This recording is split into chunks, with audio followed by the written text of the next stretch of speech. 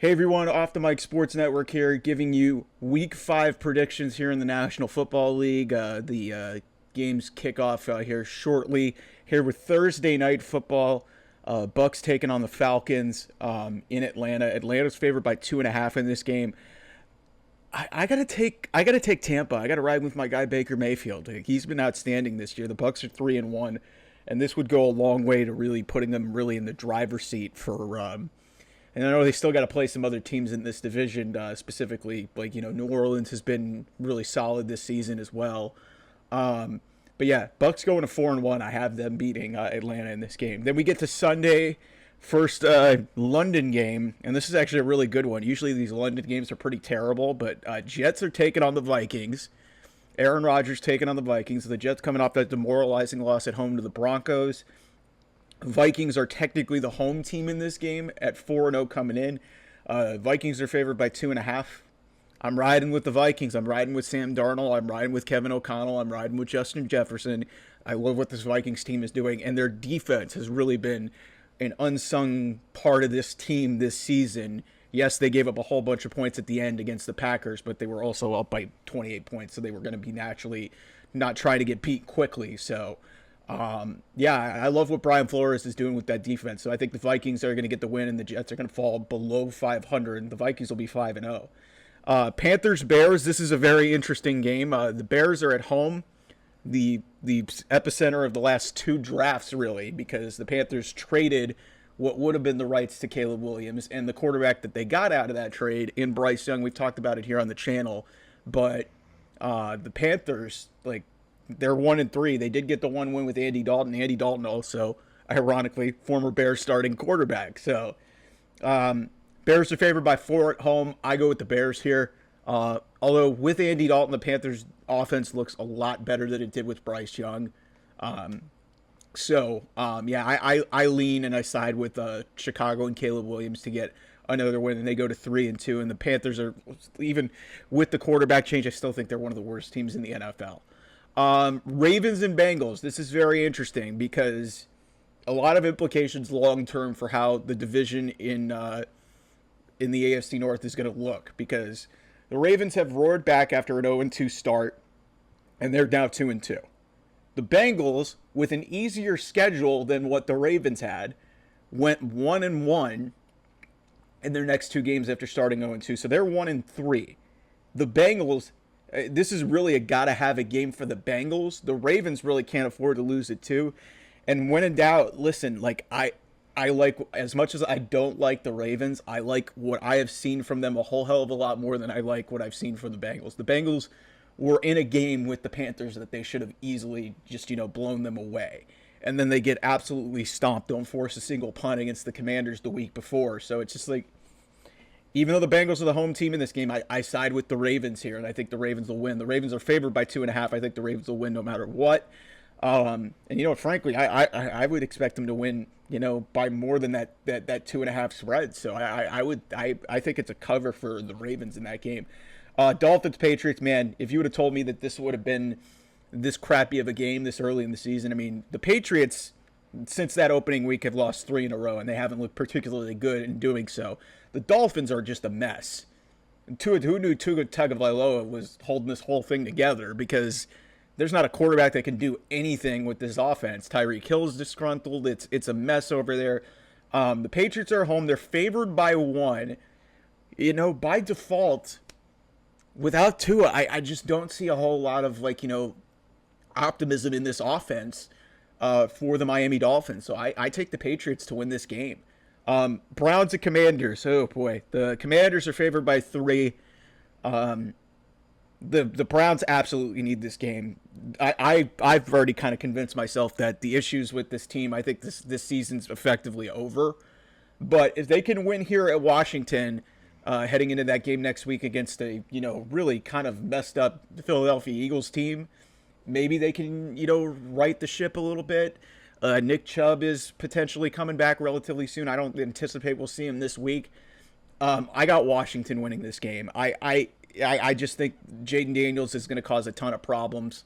The Browns defense is very aggressive, and I think that's going to bite them, especially with a read option quarterback that can potentially pull it and take it. Like it's going to cause a lot of issues with and I just don't trust this offense to score with Washington. So I got the Commanders winning this game. The Browns are going to fall to 1-4. I'm trying to be optimistic, but it's really hard when the quarterback is stinking it up and the rest of this team really hasn't, done very well either. Like, this is a whole collective failure.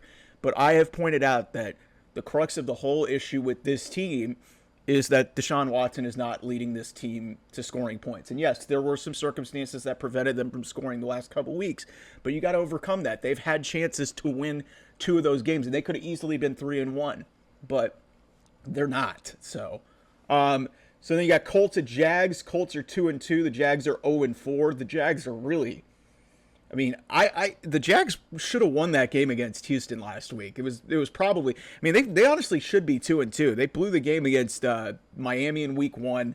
And then, I mean, frankly, they could have been 3-1 because they could have beaten the Browns had the Browns not, made a crazy safety at the end of that game. So the Jags are not bad. They're just not doing a lot of great things to win tight games. We don't know who the quarterback's going to be. I haven't seen the injury report. I'll go with Jacksonville here to get their first win of the season. They're favored by 3 at home. Typically in these spots in divisional games, they seem to rise to the occasion. Whether it's Flacco or whether it's Anthony Richardson, it doesn't really matter to me. I think Jacksonville knows that they're really in a bad spot right now, and I think if they fall to 0-5, you might be looking at potentially a Doug Peterson firing. So I've been saying it since after the Buffalo game that you might have watched out, but they look so good against the Texans, and they should have won that game. They lost at the last second. That maybe Jacksonville's a little bit inspired, and maybe they win this game, and I think they will beat the Colts in this game. Bills at Texans. This is one of the best games of the weekend. Bills coming off that demoralizing loss where they get absolutely smacked in the mouth, as Pat McAfee would say, gets smacked in the mouth by the Ravens, getting sort of humbled. The Texans, really, I mean, they're a good team, but man, they've had a lot of close games this year. Outside of that one loss that they had where they got blown away by Minnesota, they've been in some tight games this year. So I'm going to go with Buffalo here to win on the road. They're favored by 1. That was a wake-up call that it's not going to be clear sailing for this Buffalo team. I think Buffalo goes into Houston and wins this game. Raiders at the Broncos. The Broncos somehow are 2-2 with a rookie quarterback who just threw his first touchdown pass in the NFL last week. The Raiders are not very good either. They've obviously got the Devontae Adams situation. And, listen, the Broncos are favored by 2.5. And, whether I like Sean Payton or not, he's doing a pretty damn good job with this team. Because to be sitting at 2-2, and yes, that was an ugly game, but they won the game in New York against the Jets. That's saying something. And, Bo Nix hasn't been perfect, but they're getting it done. They're not shooting themselves in the foot. So, yeah, I got to give it to Denver here over the Raiders. And it's, yeah, and the Broncos are going to be 3-2. I mean, man, that's kind of a minor miracle in my opinion. Cardinals and 49ers. This should actually, I mean, 49ers are favored by 7.5. I actually think this game could be kind of fun. Rivalry games and divisional games tend to be very competitive.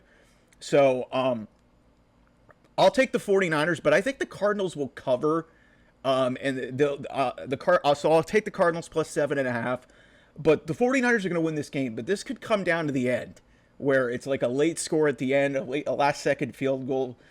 This is not going to be easy for San Francisco. The Cardinals have been a very pesky team, even at 1-3. And yes, they got blown away by Washington last week. But Washington's just steamrolling everybody right now. So I actually think this game might be closer than people think. Because Kyler Murray, for whatever reason, seems to bring out his best when he plays the 49ers as well. So I'll take the Cardinals plus the points, but the 49ers will win that game.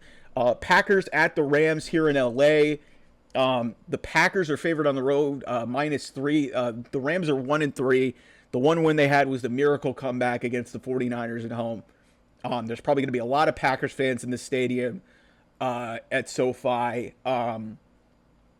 Listen, Jordan Love, for the mistakes that he made, he showed a lot of promise coming back off injury. threw for 4 touchdowns in that game, threw for a ton of yards to get get back in that game with the Vikings and make it relatively interesting at the end. And the Rams, I just don't think they have enough offensively to really measure up to what the Packers have. So I'll take the Packers minus the 3. I'll swallow it and do that. Giants at Seahawks. Seahawks are favored by 6.5 coming off a short week. And, they played a pretty competitive game against the Lions, but that was like the best team that they've played. The Seahawks should win this game. Whether it's close or not, I have no idea. But I think the Seahawks are going to be pretty angry about what happened on Monday night. And even on a short week, I think they beat the Giants pretty handily. And then we get to what I'm going to call the main event. And I'm so sad that I'm going to be doing other things with family this weekend that I'm not going to be able to get to watch this with my 2 boys from the Mad Sports Show, Danny Udolph and Andrew Marks. It's the Cowboys at the Steelers. Steelers are favored by 2.5. The Cowboys have kind of, righted things a little bit after falling to 1-2. They get the win. They've had an extended amount of time. They go to Pittsburgh. This is a really tricky game for me because the question that I have for the Cowboys is how are they going to defend Justin Fields? Because the one big takeaway that I had is I wanted to see more offense from the Steelers after their 3-0 start, and then they coincidentally showed their most offense in their only loss of the season. So, and Pittsburgh's a tough place to play, especially in a night game. So, I'm going to go with the Steelers here, minus the 2.5. It's just like I don't trust the Cowboys defense right now.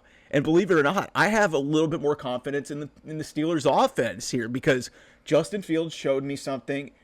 George Pickens has made plays. Najee Harris, the running game has worked. Obviously, the read option stuff with Justin Fields has really helped.